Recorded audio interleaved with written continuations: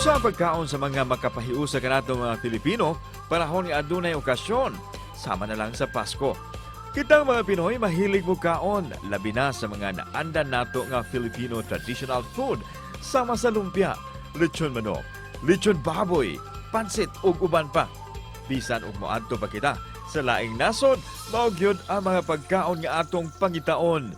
Karong buntaga, tudloan kita ni Chef Apolinario Navarro sa usa ka recipe nga atong lutoon para sumaabot nga Pasko ug kun unsa pod ka mahinungdanon sa mga Filipino traditional food labi na nining panahona. Dinilang sa GMA Regional TV Live. Makauban nato karong buntaga, Chef Apolinario Paul Navarro. Good morning, Chef Paul. Kumusta? Welcome sa GMA Regional TV Live. Mayong buntag, Sir Nico, mayong opay sa tanang mga televiewers nato sa GMA Regional TV Live. Salamat kayo.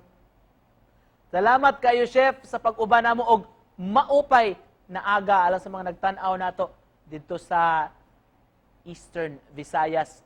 Chef, we learn nga usa ka sa gipasigarbo nga mga chef sa usa sa labing dakong hotel dinhi sa ato.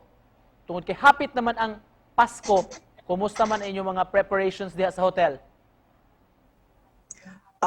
Karon sa amuar sir sa hotel ready na sa mi sa amo ang traditional food para sa ato ang Christmas buffet sa para pod sa ato ang coming Christmas New Year sir. Kumusta di ay ang inyong karera nitong grabe pa gyud ang pandemya nga atong nasinati? Katuy nato nga time sir sa pandemic usa gyud mi sa naapektuhan kay wala mi kuan ba kanang limited lang ang guest tapos ang lockdown lisod kay paglakaw-lakaw nato kay limited lang gyud ang tao nga makalakaw atong mga panahon na. Pero karon kumusta naman sir? Hinahinay na ba? Karon yung mga guest? kuan na sir, okay na. Nakaluag-luag na kami ron sa ato ang pangliok-liok diri sa hotel kay okay naman. Chef, mamahimo ba karong buntaga hatagan minimo og sample sa usa ka traditional Filipino Christmas dish, chef? Akong gihimo karon sir is kanang sa Filipino dish, traditional Filipino dish nato, dili ginamawa ang ato ang kanang fried lumpia sir, kay mura ra ginagmay atong madali-dali sa atong bulsa. Unsa may nakapalami, nakapatalagsaon sa mga Pinoy nga pagkaon kumpara sa kani mga international nga mga dish, chef? Ato agyong tagaan siya kanang time nga kani ato ning lamion kay kanang mao gini paborito ni sa ato apang mga katigulangan, mao gini ilang nasunod nato ba. So mao na sa nay atong tradition nga mahimo nato nga karon nga umabot nga Pasko sir.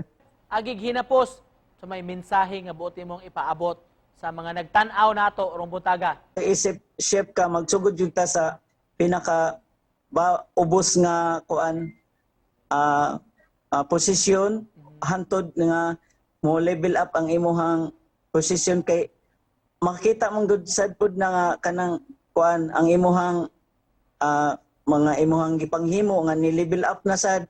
So diha na sad mo kuan nga ang makita sa imong mga head na wow kanang kuan na ni siya ato na ni siyang i-level og kuan kanang selby ato ning i-level iyang ranggo. Alright, daghan kay salamat sa pag-uban kanamo karong buntaga, chef.